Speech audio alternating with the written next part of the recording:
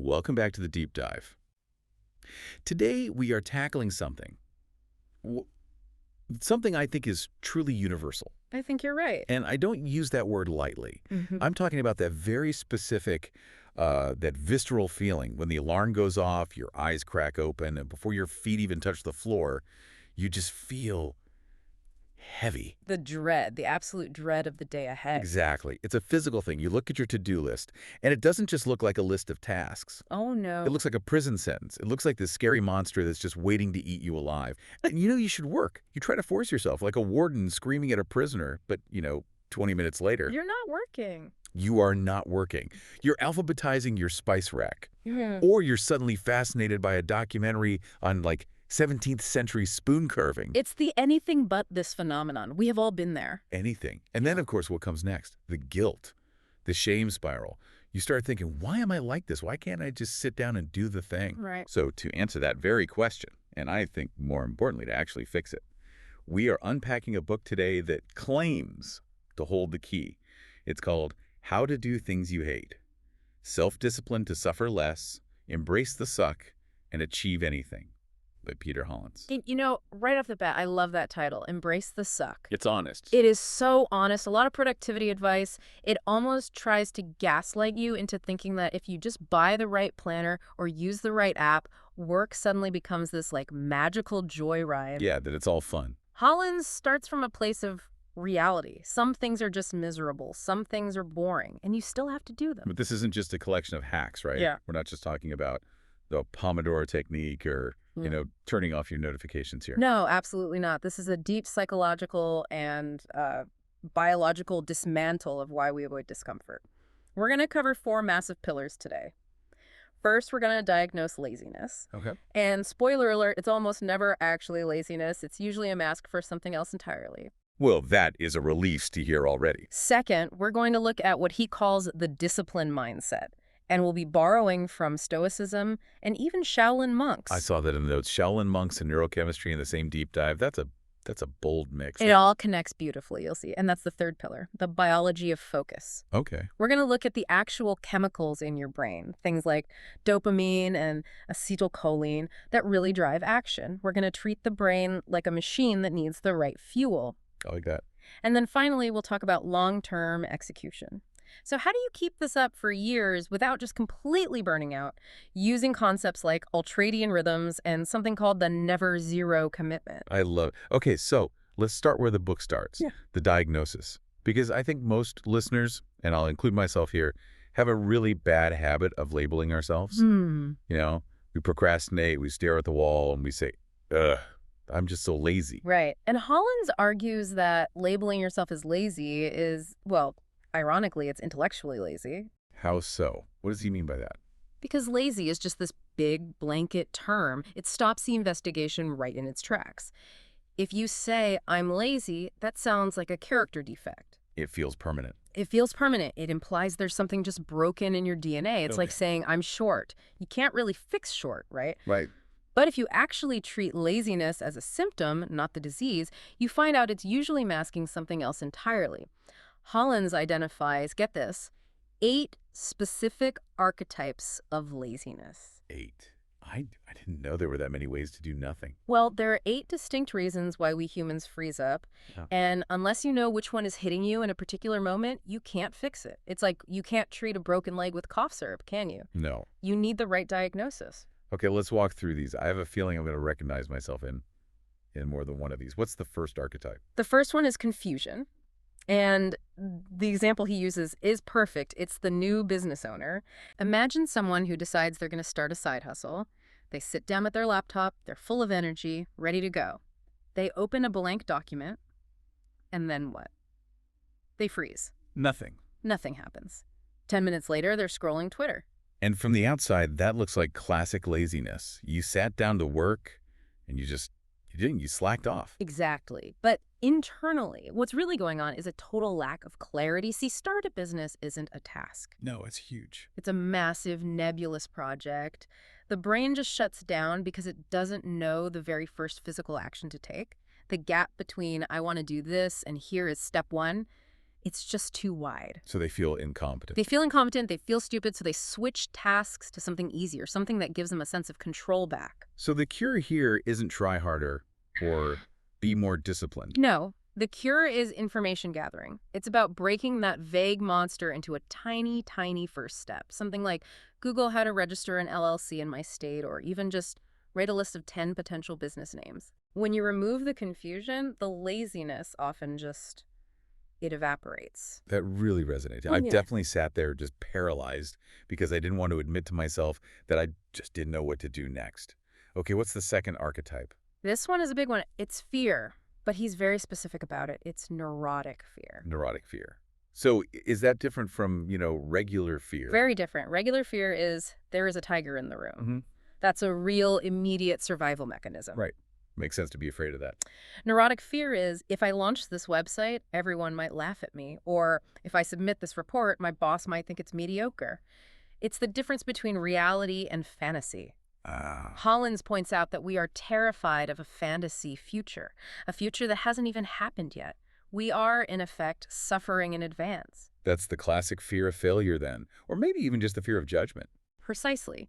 The brain is trying to protect you from pain, but the thing is, the pain is imaginary. So the solution Hollins offers here is about separating your actions from your feelings. He makes this great point, he says. Your fingers still work when you are terrified. I love that image. It's so direct. That's it. You can feel like your stomach is in knots, you can be sweating, your heart can be pounding out of your chest, and you can still physically type. You can feel scared and act anyway. It's about realizing that the feeling doesn't have the power to stop your modal functions. It's kind of like brute force, but in a gentle way. It's just, I am scared, and also I am typing. Exactly. Okay, what's number 3? The third one, I think this will hit hard for any of the creatives listening. It's the fixed mindset.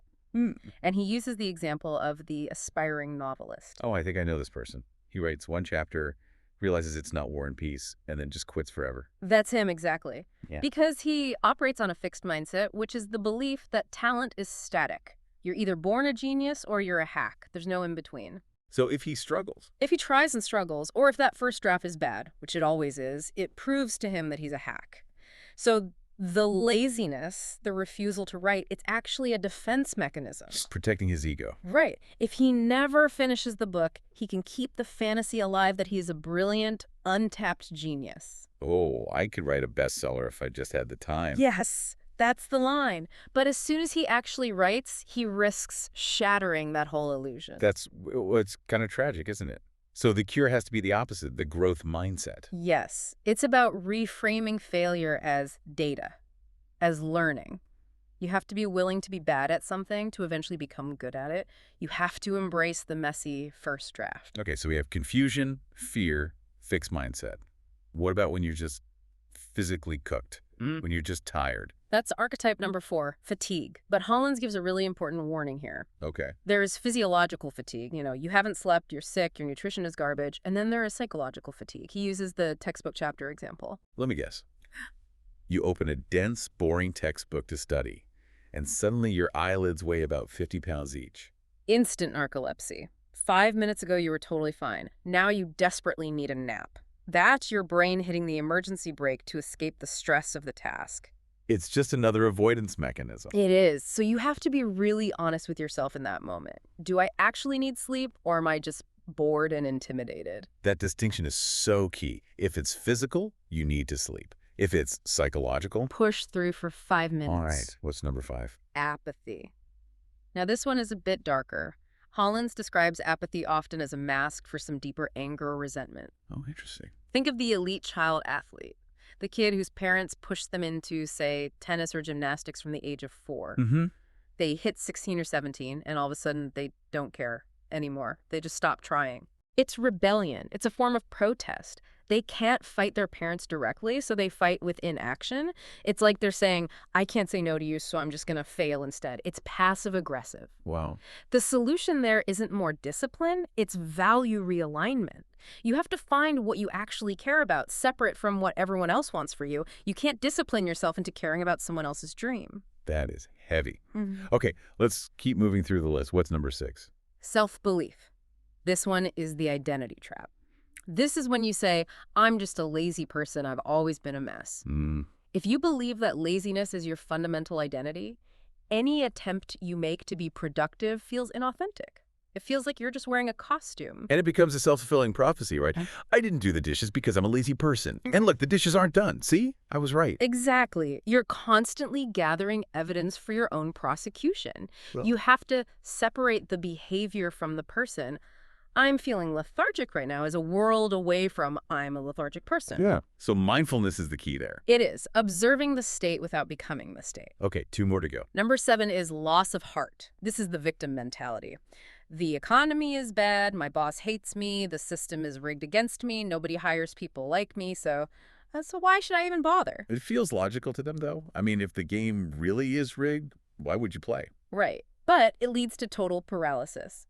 The solution here is essentially the serenity prayer approach. You have to aggressively focus on the tiny, tiny things you can control and let go of the macro picture you can't. So you can't control the economy, but you can control whether you send out 3 resumes today. Precisely. You reclaim your agency in those small actions. Okay, and finally, the last archetype. What's number 8?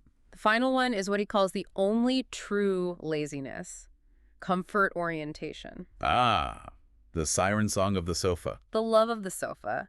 This is simply preferring the immediate dopamine hit of YouTube over the delayed gratification of, say, doing your budget. There's no trauma, there's no deep-seated fear, no confusion. You just want pleasure now. So what's the solution for that one? For this one, and only for this one. The solution is just brute force willpower. Just get up. Just get up. But notice, that is only 1 out of 8. If you try to just get up when your problem is actually fear or confusion or apathy, you will fail and burn out. You're treating the wrong disease. Exactly. That is a total paradigm shift. It's not about being lazy or not lazy. It's about diagnosing the type of resistance because that dictates the treatment. It does. But Hollins doesn't stop there with Western psychology. He takes this hard left turn into Eastern philosophy. He brings in the Shaolin monks. He does. And I love this pivot because so much of Western productivity is about efficiency and hacks and optimizing workflows. The Shaolin perspective is about self-mastery. A completely different frame. Completely. They view these struggles not as laziness, but as what they call the 5 hindrances. It feels more, I don't know, more spiritual. But when I was looking at the notes, the application is incredibly practical. Can you walk us through these 5 hindrances?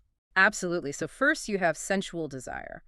This connects directly to that comfort orientation we just talked about. Right. It's the distraction of the senses. Hollins uses the example of cheesy chips. Okay, you have my full attention. You are trying to work, but you know there are chips in the kitchen, or your phone is buzzing with notifications. Your senses are pulling you into the immediate present moment of pleasure and away from the long-term goal. So what does the monk do? The Shaolin monk doesn't say, don't eat the chips because it's bad for you. He says, compare the pain.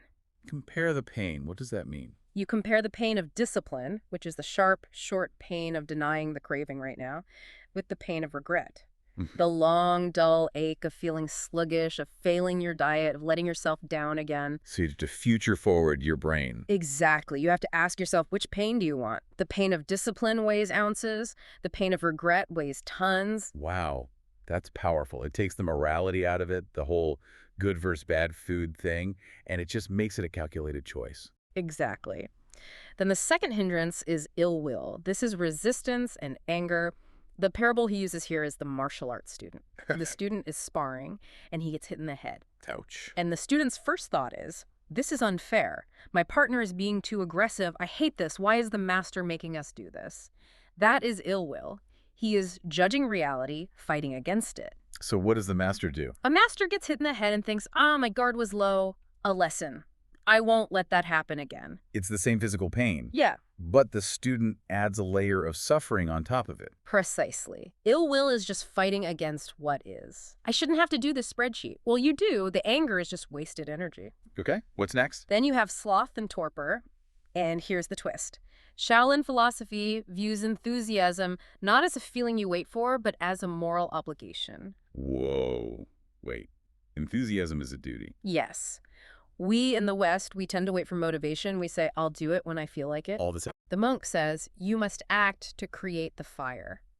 If you are slothful, you are failing in your duty to keep your internal fire lit. It is your job to stoke it through action. That completely flips the script. You don't wait for the fire, you have to strike the match yourself. Exactly. The fourth one is restlessness. Hollins uses the metaphor of the diffused beam. Anxiety, worry, constantly checking your phone. Right. A simple light bulb lights up a room, but a laser can cut through steel. Restlessness makes you a light bulb. All your energy is scattered. You want to be a laser. And the fifth hindrance. And finally, doubt. This is classic analysis paralysis. What if this is the wrong path? What if I fail? It just keeps you spinning in circles, never taking the first step. So these are the hindrances. How do we deal with them in the moment? Hollins gives us a specific acronym, doesn't he? The RAIN method. Yes, RAIN. It's a really practical mindfulness tool. Okay. R is for emotionals. Recognize what you're feeling. Name it. I'm feeling restless. Don't just ignore it or push it down. See it clearly. See it clearly. A is for accept it. Don't judge it. Don't say, I shouldn't feel this way. Just allow it to exist for a moment. Okay. I is for investigate it. Get curious. Why am I feeling this? Is it hunger? Am I afraid of this task? Is it just boredom? And the N? And finally, N is for non-identification. That's the I am not my thoughts part. Yes. It's the difference between I am sensing anxiety in my body versus I am an anxious person. It creates a tiny gap between you and the feeling. And in that gap, you find the freedom to act. This all leads perfectly into a concept that Hollins calls experiential avoidance. He uses the metaphor of the roundabout. This is, I think, the core mechanism of so much of our misery. Experiential avoidance is when we try to avoid a negative internal sensation like awkwardness, boredom, fear, and in doing so, we create a massive external crisis. The email example from the book is the absolute best for that. Wow, it's universally relatable. You receive an email that asks for something slightly awkward. Maybe you made a small mistake you have to own up to, or you have to say no to a request. You read it, and you feel that little pang of, I don't want to deal with this. So what do? You mark it as unread. You're trying to avoid what the book calls the first dart. Right. And this comes from the Buddhist parable of the two darts. The first dart is the inevitable pain of life. The awkward email exists. That's reality. It stings a little. It's unavoidable. It's unavoidable. But by ignoring it, you create the second dart. That's the optional suffering we inflict on ourselves. Now it's 3 days later. The person who sent it is angry. You feel guilty every time you open your inbox. You're dreading the fallout. You've turned a tiny pinprick into a deep stab wound. And you're just stuck on the roundabout, just circling the drain of anxiety, making it worse and worse. And the only way off is acceptance. And acceptance doesn't mean liking the pain. It just means acknowledging reality. Okay, this is awkward. I'm going to reply right now and get it over with. You pull out the first dart before it gets infected. Okay, so we've diagnosed our specific brand of laziness. We've looked at the Shaolin hindrances. Now we need to move to that second pillar, building the discipline mindset. And Hollins starts with something that, to me, explains a lot of modern unhappiness: comfort creep. This is so crucial. We have this deep-seated societal belief that more comfort equals more happiness. Right. We think the goal of life is to be as comfortable as possible all the time. And Hollins tells the story of a guy he calls David. Poor David. Tell us about him. So David is successful. He makes good money, and he decides to build the ultimate home entertainment system. He gets the cloud-like sofas, a massive TV, surround sound, even a beer fridge within arm's reach. He has engineered a life where he barely has to move. He thinks this is the dream. He thinks he's won. But then what happens? The remote control runs out of batteries. The batteries die. And David has a complete temper tantrum, a full-blown meltdown because he has to physically stand up, walk across the room, and change the channel. This is the paradox. The more comfortable we become, the lower our tolerance for any discomfort becomes. We become incredibly fragile. It's like we develop an allergy to effort. You know, if you never exercise, walking up a single flight of stairs feels like you're climbing Mount Everest. Exactly. Hollins calls it hedonistic numbing. If you are always comfortable, you lose your edge, your resilience. So the antidote is something called misogi. This is the Shinto concept you mentioned. Yes, it means purification through challenge. But it was popularized in this context by a guy named Dr. Marcus Elliott, and his idea is that you should voluntarily do something exceptionally hard once in a while to reset your baseline for what hard is. And Elliott's misogi. It wasn't just like taking a cold shower for 30 seconds. Oh no, he went on a hunting trip in Alaska, and we are not talking glamping here. Right. We're talking bitter cold, scarcity of food, trudging through deep snow for miles with heavy gear, and literal face-to-face encounters with bears. So why? Why would a successful person choose to do that, to suffer like that? To vaccinate himself against stress. See, after you've stared down a bear and been truly hungry for 3 days, a traffic jam doesn't ruin your day anymore. It puts things in perspective. An angry email from your boss doesn't trigger a meltdown. You completely reset your baseline for what hard actually means. So we need to inject this voluntary hardship into our lives, but we don't all have to go to Alaska and fight a bear. No, thankfully. Hollins suggests much more practical things, like temporary poverty, just living on a super tight budget for a week to prove to yourself that you can. Eating only rice and beans, that kind of thing. Right. Or rucking, which is just walking with a heavy backpack on. Or my favorite, just embracing boredom. The famous shower thoughts phenomenon. Exactly. Why do we have our best ideas in the shower? Because it's one of the only times in the modern day we aren't consuming content, we are just being. If you can learn to sit in a waiting room for 5 minutes without immediately checking your phone, you are building the muscle of discipline. You are teaching your brain, I can endure this silence. I don't need constant stimulation. And that requires what the book calls psychological flexibility. Hollins brings in ACT, which stands for Acceptance and Commitment Therapy. This seems like a vital tool for anyone's mental toolkit. It is huge. The core idea is that you can take action toward your values even if you are feeling negative emotions. We tend to have this belief that I need to feel good in order to do good work. ACT says, no, you can feel bad and still do good work. The case study he used of Jenny in lockdown was really helpful here to illustrate this point. It was perfect. Yeah. So imagine 2 versions of Jenny during the pandemic. She's in lockdown and she can't visit her sick mother. Okay. Attitude 1 is the inflexible victim. She says, this is unfair, I can't bear the sadness. She fuses with the emotion, she becomes the sadness. So she spends the day crying and binge-watching TV. She's waiting for the sadness to go away before she acts. Right. Attitude 2 is psychologically flexible. She says, this is awful, and I feel incredible sadness, but I value my family. So while feeling sad, while the tears are literally running down my face, I am going to figure out how to use Zoom. I'm going to write her letters every day. She feels the exact same sadness in both scenarios. That is the key. ACT doesn't say don't be sad. It says be sad and call your mother anyway. It's about this idea of cognitive diffusion.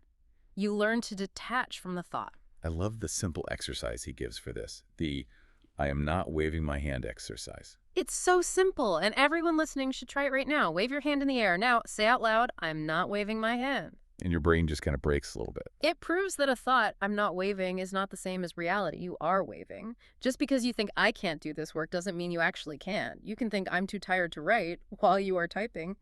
You are not your thoughts. You are the observer of your thoughts. Okay, but sometimes the emotion just feels overwhelming. It feels like a tidal wave. And Hollins cites the neuroanatomist Jill Bolt Taylor and her 90-second rule. This is pure biological fact. Jill Bolt Taylor, she says when you get triggered, say, someone cuts you off in traffic and you feel that surge of rage, the chemical rush of adrenaline and cortisol in your body only lasts for about 90 seconds. Only 90 seconds. Feels like it lasts for hours sometimes. It feels like hours because we choose to re-stimulate the loop. We keep replaying the event in our heads. Look at that idiot. He could have killed me. I can't believe the nerve of that guy. Every time you think the thought, you are dumping more of those chemicals into your system. You're keeping the loop alive yourself. You are. Yeah. So if you can just ride the wave, if you can just observe the physical sensation, the tight jaw, the racing heart for just 90 seconds without feeding it a story, the body flushes it out, the system clears it. You just have to survive a minute and a half. That is so freeing. It's not a whole lifestyle change. It's just 90 seconds of holding your breath, metaphorically. It makes emotional regulation feel actually achievable. Exactly. It turns a potential crisis into just a passing moment. Okay, so we've got the mindset. We're thinking like Shaolin monks. We're doing our misogi. Yeah. Now let's get into the nitty-gritty, part 3. The biology of focus. Because as you said, focus isn't just willpower, it's chemistry. It is, but first we have to understand the enemy, the procrastination doom loop. Oh, I know this loop intimately. This is my home address. It starts with a delay. You put something off, then immediately comes the guilt. I shouldn't have delayed. That guilt then lowers your energy. Low energy makes you feel anxious. Anxiety makes the task look even bigger and scarier. So what do you do to escape the anxiety? You delay again. You delay again.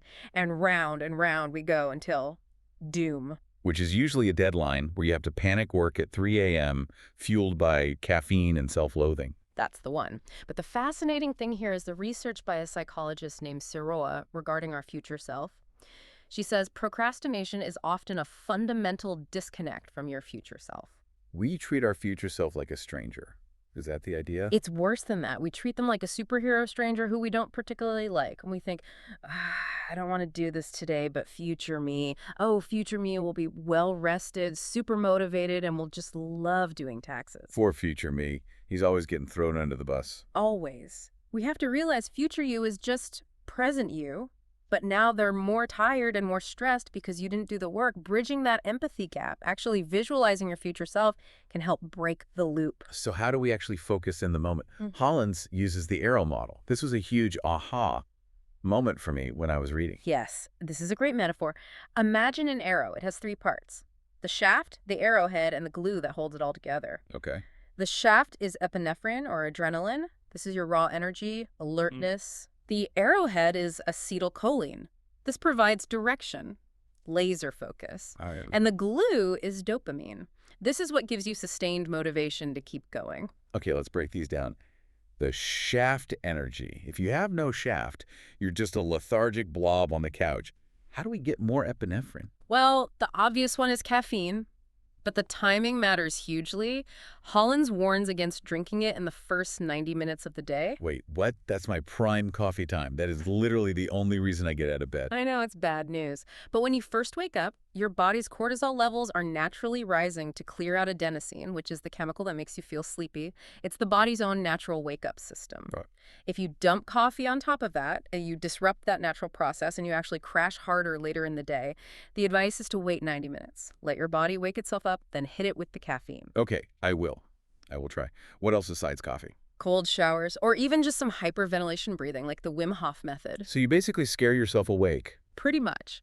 Short bursts of what we call good stress, dump adrenaline into your system. You feel instantly alert. It's a primal response. Okay, so now we're awake. We have the shaft. Yeah. But we can be wide awake and just scrolling TikTok.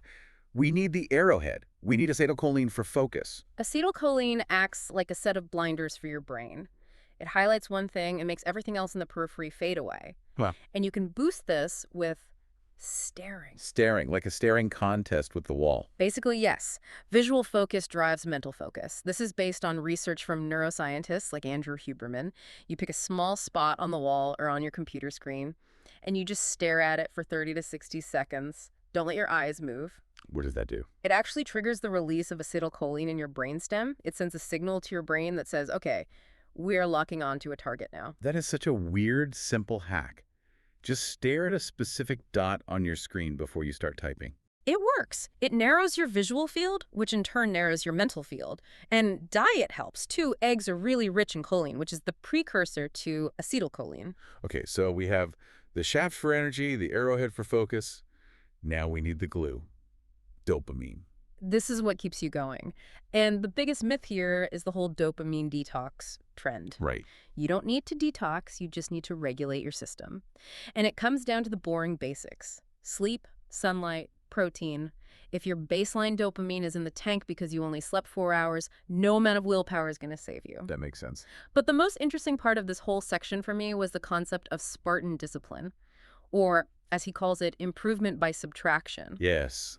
The story of Chris versus Christina. This is the perfect illustration of the concept. So you have Chris, he's trying to do it all. He wants to write a book, so he creates this massive, elaborate morning routine. He wakes up, he cleans the whole house to get his mind ready. Then he listens to an inspiring podcast, tries a new yoga class on YouTube, cooked a complex, healthy meal. And he writes 0 words. 0. He's trying to improve by addition. He keeps adding more and more good habits, but he's scattered. He's spending all his energy on the prep work, not the actual work. So what does Christina do? Christina is improving by subtraction. She wants to retrain for a new career, so she cuts everything that isn't that. She eats beans and rice for every meal because cooking takes too much time. Wow. She stops cleaning the house, She literally lives in a mess for 3 months. She quits yoga. She is a laser beam pointed at one single target. I mean, it sounds pretty unpleasant, honestly. It is, but look at historical figures. Victor Hugo, he wanted to write The Hunchback of Notre Dame, but he kept getting distracted by parties and social events. Right. So he ordered his servant to take all of his clothes and lock them away. He left himself with only a single gray shawl. So he wrote the book naked. Or at least very underdressed. The point is, he had nothing else to do. He couldn't go out. He couldn't host guests. He literally removed the option to do anything but write. And what about Herman Melville? Herman Melville reportedly had his wife chain him to his desk so he could finish Moby Dick. That's incredible. We think of discipline as forcing yourself to do the thing. They thought of it as removing the ability to do anything else. And Warren Buffett has a modern strategy that's kind of like this, the two-list strategy. Oh, yeah. Tell us about that. He says to write down your top 25 goals in life. Then you circle your top 5 most important ones. Okay. So now you have 2 lists. List A is your top 5. List B is the other 20. The question is, what do you do with list B? You work on them in your spare time, right? When you have a free weekend or something. Absolutely not. That's the trap. List B becomes your avoid at all costs list. Really? They are the enemy because they are just interesting enough to distract you from your top 5, but they're not important enough to truly change your life. They will suck your time and your energy and give you very little back in return. That is brutal. But I totally see the logic. Good is the enemy of great. Okay, we're coming into the final stretch here. Part 4. Long-term execution. Because, let's be honest, we can't just chain ourselves to our desks forever or live on beans and rice. We need sustainability. This is where the concept of ultradian rhythms comes in. Okay. We all know about circadian rhythms, the 24-hour cycle. But ultradian rhythms are these shorter 90 to 120-minute energy cycles that happen during the day. So the idea that we can just sit down and focus for 8 hours straight is a complete lie. It's biologically impossible. It's a factory worker mindset from the Industrial Revolution, not a knowledge worker mindset based on biology. Your brain has a peak of about 90 minutes, then you hit a trough, you crash.